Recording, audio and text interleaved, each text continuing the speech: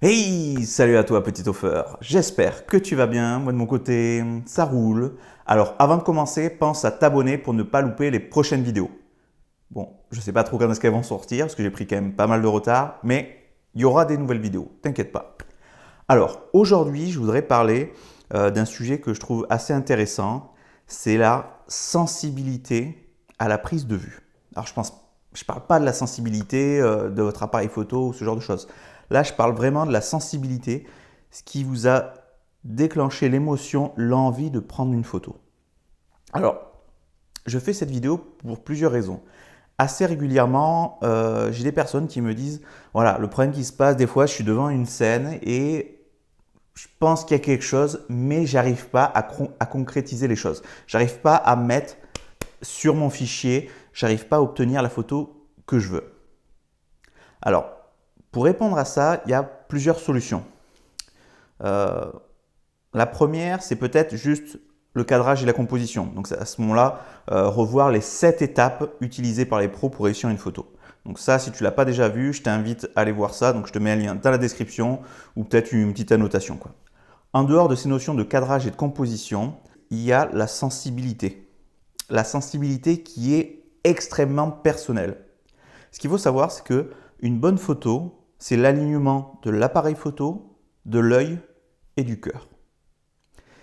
Et le problème qui se passe, c'est que des fois, on a beau aligner l'appareil photo et l'œil, comme on n'a pas le cœur pour cette photo, du coup, on n'y arrive pas.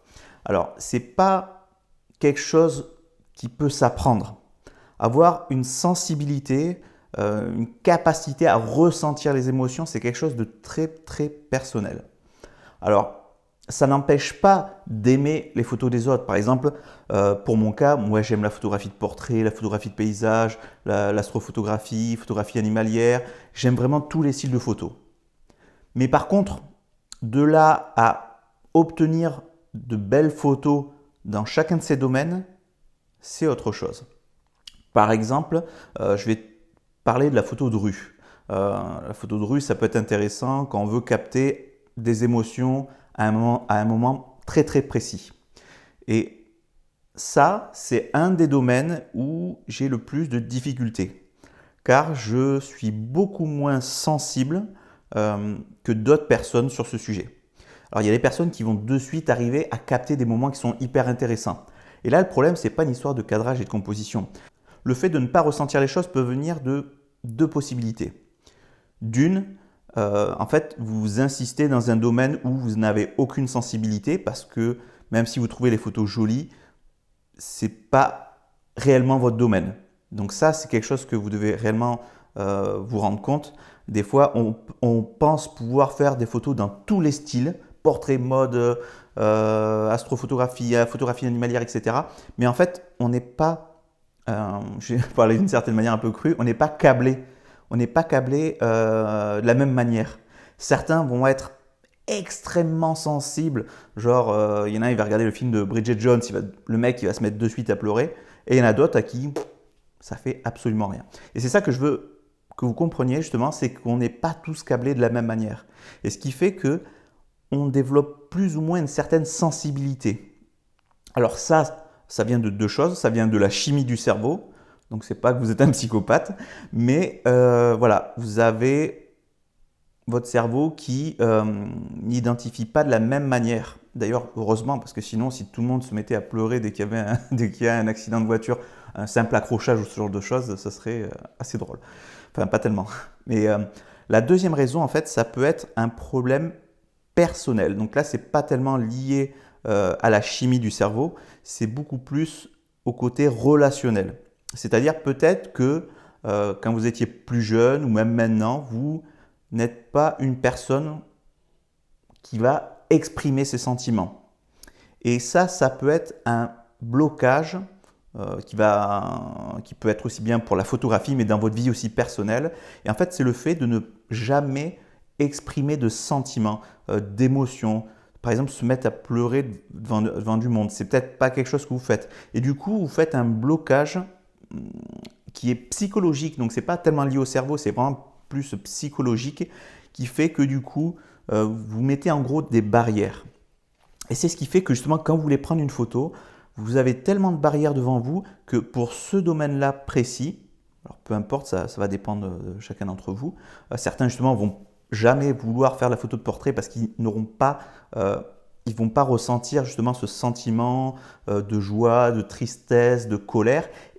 Ils arriveront jamais, alors peut-être pas dire jamais, mais ils n'y arriveront pas, ou alors vraiment très difficilement à faire ressentir ces émotions justement. Donc ce que je voudrais dire aujourd'hui, c'est que si dans un domaine précis, vous forcez, vous n'y arrivez pas, vous connaissez les 7 étapes pour réussir une photo, vous les appliquez, mais vous n'arrivez rien à en ressortir, c'est peut-être parce que émotionnellement, justement, ce n'est pas votre domaine. Vouloir faire de la photo, c'est bien, mais vouloir tout faire, ça ne l'est pas. Il faut savoir que on a vraiment une sensibilité qui est propre à chacun. On ne peut pas réussir dans tous les domaines de la photographie. Il faut arriver vraiment à développer cette sensibilité. C'est quelque chose qui peut être fait. Pour ceux où c'est plutôt au niveau du cerveau, c'est au niveau de la chimie qu'il n'y a vraiment aucune sensibilité qui se fait, ou vraiment où elle est très faible, on va dire. Pour ce qui est justement du côté réel, c'est-à-dire vraiment l'émotion au niveau du cœur et non pas au niveau du cerveau, ça c'est quelque chose que vous pouvez arriver à développer. Alors les solutions les plus simples en fait, ce serait de s'ouvrir aux autres, communiquer, ne pas avoir d'a priori et du coup pouvoir parler plus librement et ne pas rester sur des barrières de sécurité que chacun se met justement. Et du coup surtout sur le portrait, sur la photographie d'hommes, de femmes, d'enfants, etc.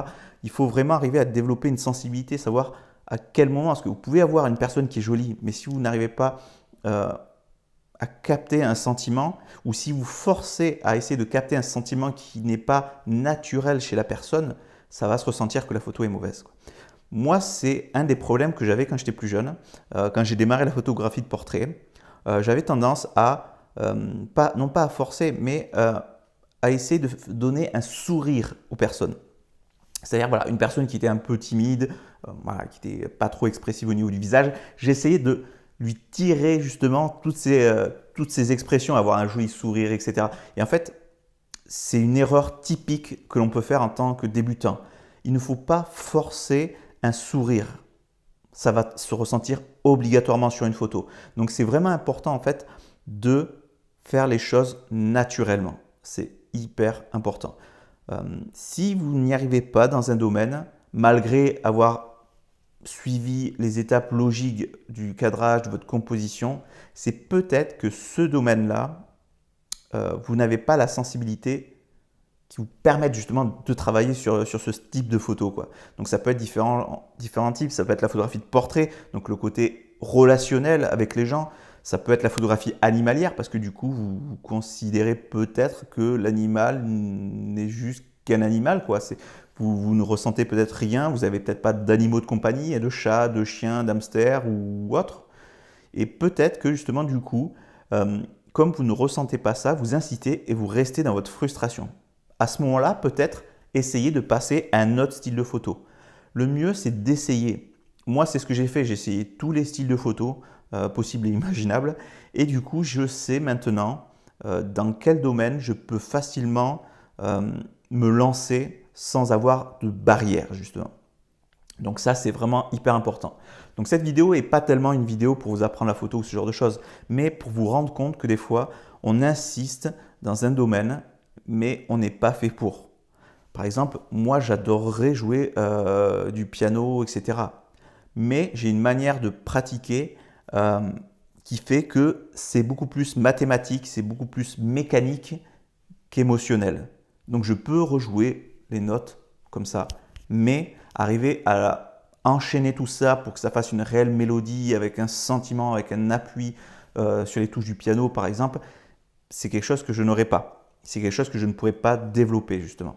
Et c'est exactement la même chose pour la photo. Pour la photo, vous avez des sensibilités dans certains domaines et dans d'autres, non. Donc du coup, il faut vraiment ne pas insister, ne pas foncer dans un mur quand vous savez, à partir du moment où vous êtes sûr, enfin, où vous ressentez rien pour un style de photo. À ce moment-là, passez à un autre et investissez-vous là où vous avez vraiment de l'émotion, là où vous arrivez facilement à aligner l'appareil photo, vos yeux et votre cœur.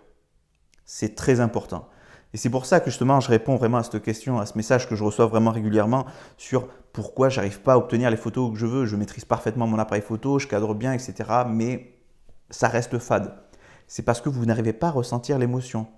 Vous n'arrivez pas à capter ce moment ou à attendre justement ce moment-là. Vous n'avez peut-être pas la patience justement pour ça. Donc à ce moment-là, orientez-vous vers un autre domaine. C'est vraiment le meilleur conseil. Moi, j'ai tenté pas mal de styles de photos, comme j'ai dit, moi je suis un touche-à-tout. Et il y a des domaines sur lesquels je vais exceller et il y en a d'autres où je vais être assez mauvais justement. Et ça, je peux faire tout ce que je veux bien cadrer ma photo, etc. Mais je ne vais pas arriver à développer cette capacité de retranscrire un sentiment, de renvoyer ça sur mon image, quoi. Donc voilà. C'était une petite vidéo un petit peu longue, mais voilà, je voulais vraiment parler de ce sujet parce que c'est quelque chose qui est hyper important. C'est quelque chose qu'il faut vraiment se mettre dans la tête et qu'il faut vraiment comprendre. Parce que si vous foncez comme ça dans un mur non-stop et vous tapez la tête contre les murs et vous voyez que vous n'y arrivez pas, passez à autre chose. C'est peut-être que ce domaine-là n'est pas fait pour vous. Il faut vraiment bien comprendre et se dire, là, si on n'y arrive pas, passez à autre chose. Ce n'est pas grave. Personne ne peut réussir tous les styles de photos. C'est impossible. Ce n'est pas possible. Techniquement, il y a beaucoup de choses. Donc voilà. Bon, moi, c'est tout. Je voulais juste vous parler de ça. Je ne vais pas rallonger la vidéo. Donc, si ça vous a plu, n'hésitez pas à mettre un petit pouce bleu. N'hésitez pas à mettre un petit commentaire.